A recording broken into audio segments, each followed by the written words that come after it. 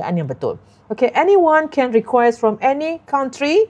We not just focus to Malaysian. Anyone but only for women. أي أحد منكم في أي دول من عالم ممكن أن تدخلون ونقرأ سوية. أريد أن نستمع قراءتكم لكن للنساء فقط. Barakallahu fikum.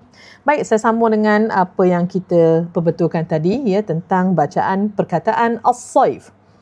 As-saif di sini ya, huruf sad yang terdapat dalam surah Quraisy ayat kedua terdapat padanya tanda syaddah. Syaddah ini apa maksudnya? Orang Melayu kata sabdu.